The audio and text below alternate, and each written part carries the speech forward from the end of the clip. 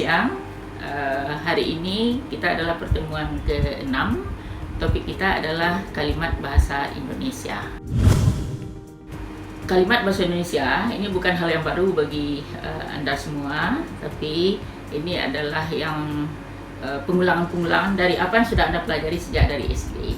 Tetapi dari kenyataan yang ada, pembuatan kalimat terutama di dalam karya ilmiah masih banyak terjadi kesalahan. Ini salah satu yang akan dijelaskan dalam materi kita pada hari ini. Ibu tidak akan menjelaskan tentang apa itu kalimat, ya, tapi akan langsung saja pada pola dasar kalimat bahasa Indonesia. Pola dasar kalimat bahasa Indonesia itu terdiri dari subjek, predikat, objek, pelengkap, dan keterangan. Tetapi di antaranya ini yang wajib hadir di dalam kalimat itu adalah subjek dan predikat. Objek itu akan hadir ditentukan nanti oleh jenis predikatnya. Tapi pelengkap juga ditentukan oleh jenis predikat.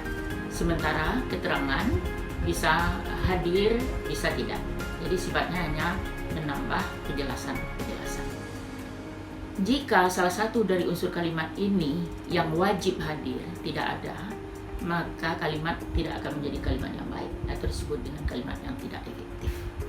Begitu juga dengan susunan kalimat, ya, susunan kalimat itu harus logis. Dalam bahasa Indonesia, tadi sudah dikatakan bahwa pola dasar yang wajib ada itu adalah subjek dan predikat. Tadi juga sudah disebutkan apakah objek akan hadir, pelengkap akan hadir, itu ditentukan oleh predikat kalimat itu sendiri. Dalam bahasa Indonesia ada 5 jenis, ya, predikat itu. Ada predikat yang berbentuk nomina, ada verba, ada adjektiva, ada nomina, dan ada frase preposisi. Itu dari segi kategorinya.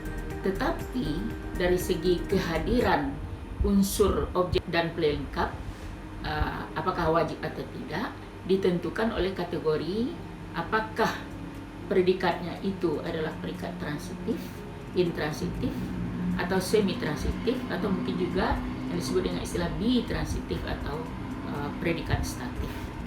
Predikat transitif itu yang membutuhkan objek. Jadi polanya harusnya menjadi subjek, predikat, objek.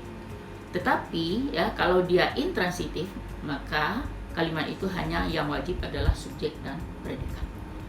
Kalau dia semi-transitif, objeknya boleh hadir, boleh tidak. Sementara yang predikatnya bitransitif itu membutuhkan 2 objek, atau disebut juga oleh beberapa ahli objek dengan pelengkap. Kalau dia predikatnya statif, itu yang membutuhkan pelengkap. Apa hubungan antara pola kalimat ini nanti dengan pelajaran kita? Tujuan kuliah kita dalam bahasa Indonesia ini adalah untuk menulis karya ilmiah yang baik. Pola kalimat itu sangat erat kaitannya dengan bagaimana kita menggunakan pola-pola kalimat itu di dalam menulis. Nanti akan ada kaitannya dengan yang disebut dengan kalimat efektif untuk topik kita berikutnya. Beberapa contoh kesalahan kalimat oleh karena tidak adanya salah satu unsur di dalam kalimat itu. Yang pertama, kalimat yang tidak ada subjek, ya. Contoh kalimatnya, tentang masalah ini akan dibahas lebih lanjut pada bab 2. Kalau kita lihat, tentang masalah ini itu tidak subjek, itu hanya keterangan. Kemudian akan dibahas, itu sudah predikat, ya. Lebih lanjut pada bab ini itu adalah keterangan lagi, artinya tidak ada di situ unsur subjek. Nah, bagaimana cara memunculkan unsur subjek? Maka kita harus menghadirkan subjek di dalam kalimat itu. Caranya adalah dengan menghilangkan kata tentang tadi. Jadi dengan hilangnya kata tentang, unsur subjek itu akan muncul. Yang tadi tentang masalah ini itu merupakan keterangan, tapi kalau tentangnya dihilangkan, dia akan menjadi subjek. Contohnya, masalah ini akan dibahas lebih lanjut pada bab 2. Contoh berikutnya adalah dari hasil pengumpulan data memperlihatkan bahwa jumlah akronim dalam bahasa Indonesia itu sangat banyak. Nah, ini juga tidak ada subjek. Karena apa? Karena dari hasil pengumpulan data itu berupa keterangan dia. Karena munculnya kata dari atau preposisi dari di awal kalimat. Oleh karena itu, preposisi dari itu harus dihilangkan. Sehingga kalimatnya menjadi hasil pengumpulan data memperlihatkan bahwa jumlah akronim dalam bahasa Indonesia sangat banyak. Ya, baik, kita lanjutkan. Kalau tadi contoh kalimat yang tidak ada subjek, ya, kalau sekarang adalah contoh kalimat yang tidak ada subjek maupun predikatnya. Nah, contohnya adalah di dalam proses belajar dan mengajar, terutama pada pembelajaran bahasa dalam mencapai tujuan yang ingin dicapai bersama. Kalau kita lihat kalimat itu tidak jelas, ya. Kenapa? Karena tidak ada subjek dan predikat. Bagaimana cara memunculkannya? Kita harus mengubah kalimat itu menjadi, ya, dalam proses belajar dan mengajar, terutama pada pembelajaran bahasa, diperlukan latihan yang cukup untuk mencapai tujuan yang diinginkan. Di sini juga kalau kita dalam bentuk tulisan juga dibutuhkan tanda koma, ya. Berikutnya contoh kalimat, ya, yang subjek dan predikatnya menjadi kabur disebabkan munculnya kata hubung sedangkan atau sehingga di awal kalimat. Contohnya, rumah dibangun oleh developer sedangkan Bank Tabungan Negara memberikan KPR kepada penduduk golongan berpendapatan rendah. Nah, kata sedangkan di situ dijadikan sebagai awal kalimat. Nah, ini menyebabkan kalimat sedangkan Bank Tabungan Negara itu menjadi tidak ada subjeknya.